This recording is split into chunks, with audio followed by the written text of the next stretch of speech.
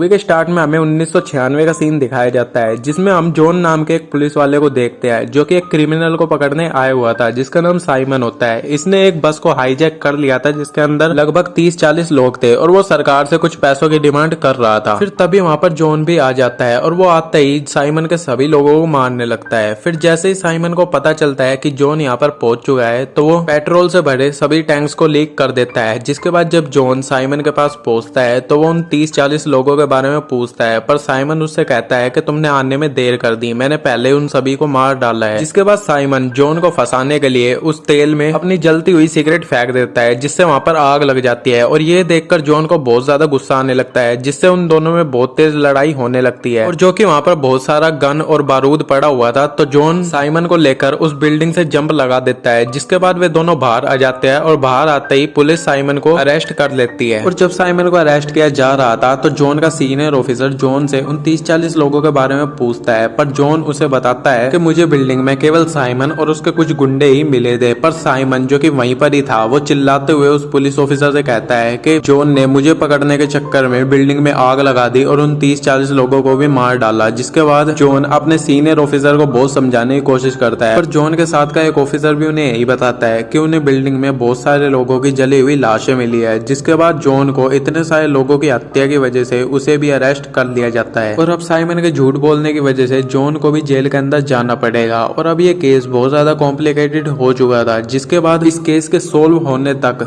John और Simon को एक स्लीपिंग चैम्बर में डाल दिया जाता है जो कि अब 50 साल के बाद खुलेगा और तब तक इन्हें स्लीपिंग चैम्बर में ही सुला दिया जाता है। जिसके बाद हमें 2032 का सीन दिखाया जाता है, यानी अब 36 साल बीत चुके थे और अब के टाइम के लोग बहुत ज्यादा हाईटेक हो चुके थे और ये सभी लोग अब मशीनों पर पूरी तरीके से निर्भर हो चुके थे। और इन सब के पीछे डॉक्टर रेमन का हाथ था और इन्हें सरकार भी सपोर्ट किया करती थी। और वहीं दूसरी तरफ कुछ लोग ऐसे भी थे जिन्हें ग्रैब्स कहा जाता था और वे सरकार के इन रूल्स के बहुत ज्यादा खिलाफ थे। वे सभी पहले की तरह ही जिंदगी बिताना पसंद करते थे, तो ऐसे लोग उन्हीं शहरों में छुप छुप कर रह रहे थे। और अब हमें इसी समय की एक पुलिस ऑफिसर दिखाई जाती है जिसका नाम लीना होता है और ये अपनी जॉब को बिल्कुल भी पसंद नहीं करती थी क्योंकि अब के वक्त में क्राइम बहुत ज्यादा कम हो चुका था और अब पुलिस ऑफिसर्स के पास गन नहीं बल्कि एक डंडा होता था जिससे किसी भी मुजरिम को बेहोश कर सकते थे। जिसके बाद हमें साइमन दिखाया जाता है जिसे अब स्लीपिंग चैम्बर से बाहर निकाल लिया गया था और जैसे ही उसे होश आता है तो वो उस लैब से भाग जाता है और वो रास्ते में आने वाले सभी पुलिस ऑफिसर्स को मारने लगता है और इस चीज की खबर लीना तक भी पहुंच जाती है। जिसके बाद वो बहुत ज्यादा घबरा जाती है क्योंकि आज के समय में बहुत कम क्राइम होता था और उसने अभी तक इस तरीके की सिचुएशन हैंडल नहीं की थी। और अब हमें दोबारा साइमन दिखाया जाता है जो कि अब सरेआम शहर के अंदर घूम रहा था। तो वो एक स्ट्रीट कंप्यूटर के पास रुकता है और वो उस कंप्यूटर को चलाने लगता है और वो उस हाईटेक कंप्यूटर को बिल्कुल इजीली चला पा रहा था जिससे वो भी बहुत ज्यादा हैरान हो जाता है। जिसके बाद उसे पता चलता है कि स्लीपिंग चैम्बर में जाने के बाद उसके दिमाग में एक सॉफ्टवेयर इंजेक्ट कर दिया गया है जिससे वो आज के समय की हर चीज को यूज कर सकता है। फिर वहाँ पर पुलिस की एक टीम आ जाती है ताकि साइमन को पकड़ा जा सके, पर इस बार भी साइमन उन सबसे बचकर भाग जाता है और उन्हें मारने लगता है। पर इस बार ये सब कुछ कमिश्नर लाइव अपनी आंखों से देख रहा था और इन सब की खबर मिस्टर रोमन के पास भी पहुंच जाती है और उन्हें बताया जाता है कि एक खतरनाक मुजरिम पूरे शहर में वायलेंस कर रहा है। तो वो कमिश्नर से जल्द उस मुजरिम को पकड़ने के लिए कहता है। फिर पुलिस की पूरी टीम साइमन को पकड़ने के लिए प्लान करने लगती है और वहीं हमें लीना दिखाई जाती है जो कि साइमन को पकड़ने के बारे में सोच ही रही थी। फिर तभी वहाँ पर उसके पास एक बूढ़ा पुलिस ऑफिसर आता है तो लीना उससे पूछती है कि उस जमाने में साइमन को कैसे पकड़ा गया था। तो वो उसे बताता है कि उस जमाने में भी साइमन बहुत खतरनाक क्रिमिनल था, पर उस टाइम पर एक जवाज पुलिस ऑफिसर भी था जिसका नाम जॉन था और उसी ने ही साइमन को अरेस्ट करवाया था। जिसके बाद वो लीना को पूरी स्टोरी बता देता है और फिर उसके बाद पूरी पुलिस टीम जॉन की फाइल पर काम करने लगती है और उसके बाद जॉन को भी स्लीपिंग चैम्बर से उठा दिया जाता है। पर जैसे ही वो उठता है तो वो उनसे पूछता है कि अब कौन सा साल चल रहा है, तो वो उसे बता देते हैं कि अब 2032 चल रहा है। जिसके बाद कमिश्नर उसे पूरी सिचुएशन के बारे में बता देता है और वो जॉन से कहता है कि अगर तुम हमारी मदद करोगे और साइमन को अरेस्ट करवा दोगे तो हम तुम्हारी सजा को माफ कर देंगे। जिसके बाद जॉन उनकी बात मान लेता है क्योंकि इसके अलावा उसके पास कोई चारा नहीं था और फिर जॉन दोबारा पुलिस ज्वाइन कर लेता है। जिसके बाद वो उस कमिश्नर से पूछता है कि इस जमाने में गन्स कहाँ पर मिलेगी, तो कमिश्नर उसे बताता है कि इस जमाने में क्राइम बिल्कुल खत्म हो चुका है, तो गन्स को मैन्युफैक्चर करना बंद कर दिया गया है और आज के वक्त में अगर किसी को गन देखनी भी हो तो वो म्यूजियम में जाकर देख सकता है। तो जॉन समझ जाता है कि अब साइमन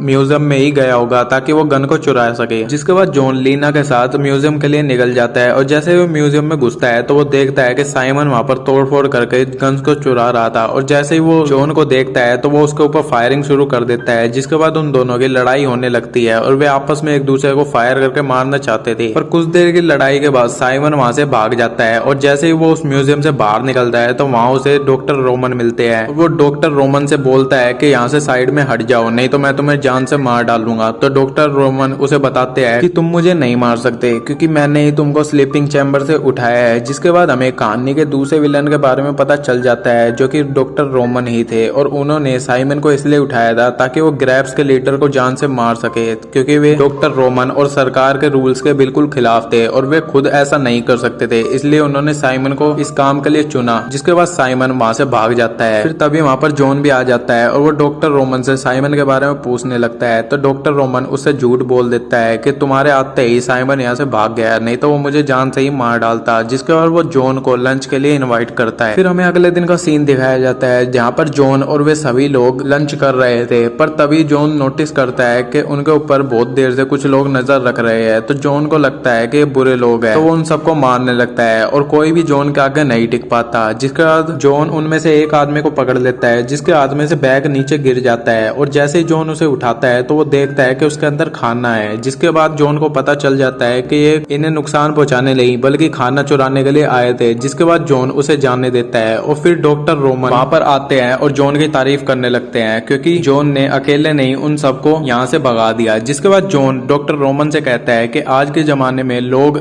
खाना चुरा चुरा कर खाते हैं, ये बहुत ज्यादा शर्म की बात है और खाना चुराना किसी भी तरीके के जुर्म नहीं है। जिसके बाद जॉन वहां से चले जाता है। फिर हमें अगले सीन में साइमन और डॉक्टर रोमन की मीटिंग दिखाई जाती है जहाँ पर वे आपस में बात कर रहे थे। तो साइमन डॉक्टर रोमन से बोलता है कि मैं तुम्हारा काम कर दूंगा और उन ग्रैब्स के लीडर को मार डालूंगा, पर बदले में मुझे अपने साथियों की जरूरत पड़ेगी जो कि स्लीपिंग चैम्बर में सोए हुए हैं, तो तुम उन्हें भी बाहर निकाल दो। जिसके बाद हमें दोबारा जॉन दिखाया जाता है जो कि अब लीना के घर पर ही रुका हुआ था। तो वो रात को सोने से पहले उसी म्यूजियम की फुटेज को देखने लगता है जिसमें डॉक्टर रोमन और साइमन बहुत हंसते हंसते बात कर रहे थे। तो जॉन को उनके ऊपर शक होने लगता है। जिसके बाद हमें अगले दिन का सीन दिखाया जाता है जिसमें जॉन जब घर से बाहर आता है तो वो लीना को स्वेटर गिफ्ट करता है जो कि उसी ने पूरी रात में बनाया था। और फिर वे दोनों डॉक्टर रोमन के पास जाने लगते हैं और जैसे वे डॉक्टर रोमन के पास पहुंचते हैं तो जॉन उससे अपने तरीके से पूछताछ करने लगता है। तो डॉक्टर रोमन को उसके ऊपर गुस्सा आ जाता है और वो लीना से जॉन को दोबारा स्लीपिंग चैम्बर में डलवाने के लिए बोलता है, पर लीना को जॉन के ऊपर पूरा भरोसा था तो वो उसे स्लीपिंग चैम्बर में नहीं डालती, बल्कि ऐसे ही वे दोनों वहां से बाहर आ जाते हैं। फिर उसके बाद जॉन ग्रैब्स के लोगों के पास आ जाता है और वो उनका साथ देने के लिए बोलता है ताकि डॉक्टर रोमन की सच्चाई सबके सामने आ सके। पर तभी वहां पर साइमन भी आ जाता है जो कि आते ही उनके ऊपर गोलियां चलाने लग जाता है। फिर ग्रैब्स के लोगों की और साइमन के लोगों की आपस में लड़ाई होने लगती है और वहीं दूसरी तरफ जॉन और साइमन भी आपस में बहुत बुरी तरह लड़ रहे थे। पर अंत में जॉन साइमन को बर्फ में जमा देता है और उसके बाद उस बर्फ को तोड़ देता है जिससे साइमन की मौत हो जाती है। जिसके बाद हमें पता चलता है कि साइमन ने मरने से पहले डॉक्टर रोमन को भी जान से मार दिया था क्योंकि वो